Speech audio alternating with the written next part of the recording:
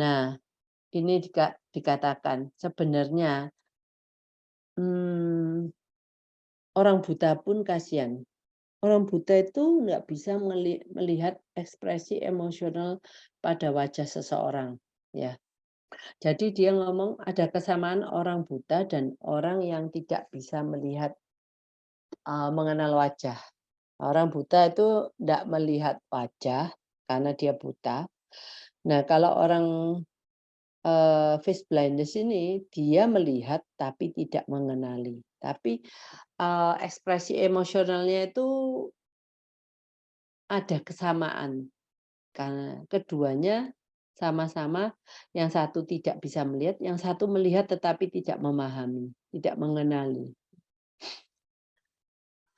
Selain kesulitan dalam membaca ekspresi wajah, beberapa orang dengan prosopagnostik memiliki masalah dalam memahami gerak tubuh, bahasa isyarat yang melibatkan banyak ekspresi wajah. Nah ya, seperti saya ngomong, kalau ini gesture ya, bahasa isyarat atau Eee, kalau kita umpamanya bahasa isyaratnya kita lagi omong-omong, orang itu kok ngelihat ke arloji melulu, atau dia ngelihat ke handphone melulu. Berarti kan kita tahu bahwa orang itu, satu, mungkin dia lagi ada janji, next, atau dia kurang tertarik pada pembicaraan kita.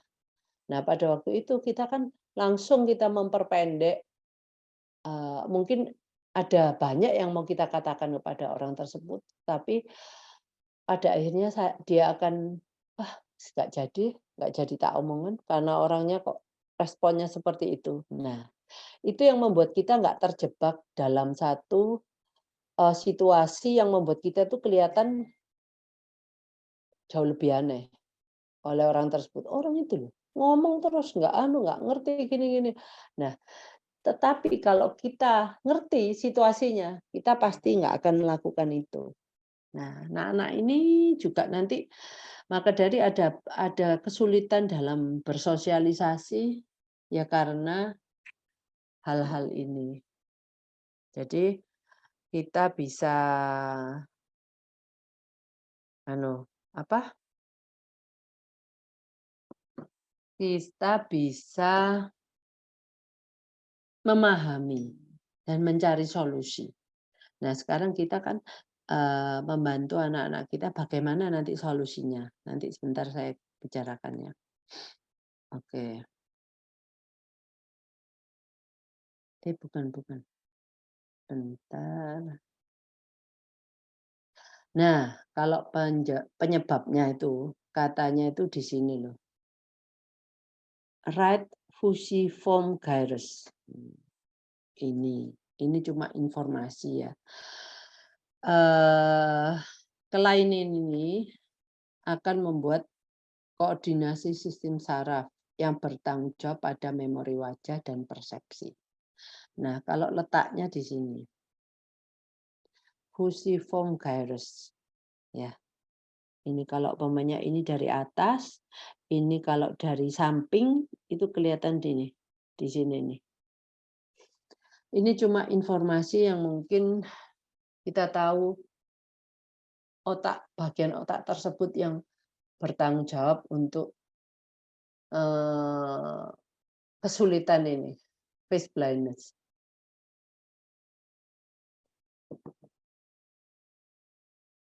Oke, ini ya, sebenarnya ini kalau orang mau mendiagnosis, ya bisa dengan cara-cara ini, ya. Nah, ini beberapa tes biasanya yang memberikan tes ini dokter syaraf, tetapi kayak seperti tes Benton Facial Recognition Test. Nah, yang di atas ini orang sedang tertawa, kelihatan giginya. Itu sama dengan orang yang mana? 1 sampai 6 ini, yang mana yang cocok dengan yang sama, orang yang sama dari orang tersebut di atas? Mungkin ada orang yang, kita ada yang sulit nggak untuk mengidentifikasikan? Nah, ini jawabannya nomor, ada nggak yang tahu? Oke, saya beritahu ya, nomor 4. Tapi kalau nanti jawabannya yang keliru berarti Anda harus, ya mungkin ini bisa dibuat, kita buat sendiri, ya toh. Mungkin ini wajah papanya, sedang tertawa. Ini sedang senyum. Mungkin wajahnya lagi yang sedang dia matanya melirik. Tapi atau dia sedang nggak tersenyum. Seperti nomor 6 ini, dia tidak tersenyum, dia hanya biasa aja. Ya. Terus dicampur dengan wajah-wajah orang lain yang juga melakukan hal yang sama, tertawa, tersenyum, biasa gitu ya. Seperti nomor 5 dan nomor 6 ini, dia ekspresinya biasa. Nomor 2 tersenyum, nomor 1 tersenyum, nomor 3 juga tersenyum, nomor 4 tersenyum. Tapi contohnya ini sedang tertawa. Nah, ini bisa kalau kita mau mendiagnosa anak kita apakah benar mempunyai masalah dengan face recognition, bisa buat sendiri di rumah lah, ya. Tapi fotonya yang besar. Jadi membantu anak kita bisa membuat satu persamaan yang mana yang sama dengan yang ini. Ya, ini lihat ya, kita memfoto tidak dengan rambutnya, hanya ini, hanya face dan tidak usah pakai tubuhnya. Karena tubuh itu akan membantu. Oh, yang satu tubuhnya gendut, yang satu tubuhnya tinggi, kurus. Nah, jadi ini cuma face saja. Tapi di sini kelihatan ada yang berjanggut, kumisan. Yang sini enggak ada. Yang ini, oh dia berjanggut atau kumisan. Nah, kalau dia anaknya teliti, walaupun dia sulit, dia ngomong, oke, yang saya lihat tuh orang yang berjanggut, yang kumisan. Yang enggak berjanggut, enggak kumisan, enggak saya lihat. Karena itu pasti bukan dia. Mungkin ya. Tapi kalau bisa juga mau mempersulit orang walaupun dia sudah janggutnya sama kumisnya dicukur, saya masih mengenali orang itu orang A. Pastinya gitu kan? Nah, enggak harus sama, tetapi ini dengan kondisi yang lebih membantu mereka untuk mengenali. Tapi kalau nanti pada semakin sulit, ya kita lihat apakah dia bisa tahu dengan orang dengan yang tidak berkumis sama yang berkumis pada orang yang sama. Oke. Ini juga tes wajahnya seperti ini. Mana orang yang sama? Nah, ini orangnya difoto dari agak samping, menyamping. Kalau ini dari depan. Nah, dari sana dia akan melihat orang yang sama yang mana, orang yang nggak sama yang mana. Orang yang sama saat yang ini sama ini. Yang kalau ini samanya dengan ini. Nah, mungkin ada orang tua mungkin yang bingung, saya kasih tahu jawabannya. Nah, permainan Guess Who ini juga bisa membantu. Jadi gini, tetapi ini membuat mereka itu hanya membantu mereka tuh untuk alert. Orang-orang ini punya, kalau ini kan ada rambutnya, ada topinya macam-macam, terus ada pakai kacamata, ya. Terus warna rambutnya juga macam-macam, ada yang hitam, ada yang kuning, ada yang botak, ada dengan potongan rambut macam-macam, ada yang pakai topi, ada yang enggak, ada yang rambutnya disanggul, ada yang enggak. Nah, itu semua membuat mereka itu supaya bisa, kalau kita main permainan Guess Who ini membuat mereka lebih apa ya, lebih alert. Apa yang harus mereka perhatikan dalam melihat atau mengenali seseorang. Ceritanya seperti ini, sebentar. apakah oh ini ya, saya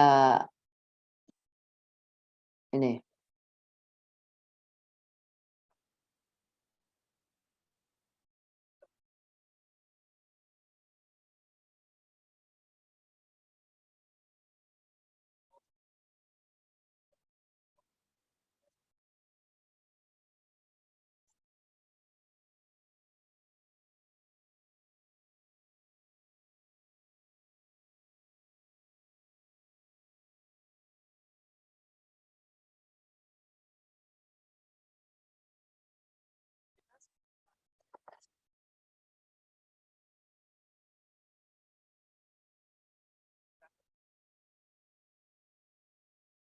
nah, ceritanya permainan ini bagus untuk melatih anak kita bisa mengenali. Jadi, eee, ini kayak permainan tebak-tebakan.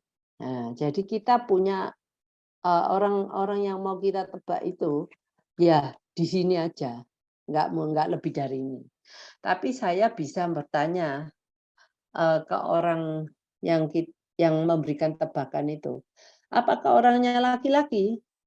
Dia jawabnya ya atau tidak. Kalau dia ngomong orang, "Apakah orangnya laki-laki?" Ya, berarti orang yang perempuan saya tutup semua. Berarti nggak ada kemungkinan orangnya perempuan, laki-laki. "Apakah orangnya berambut kuning?" Dia ngomong, "Tidak."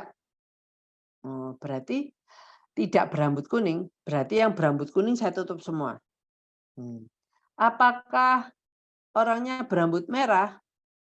Ya. Oh, berarti orang yang tidak berambut merah, saya tutup semua.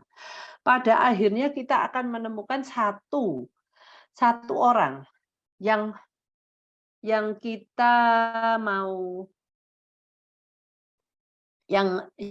kita mau tebak. Dengan cara seperti itu, anak-anak menjadi alert terhadap apa yang akan dia temukan untuk mengenal seseorang.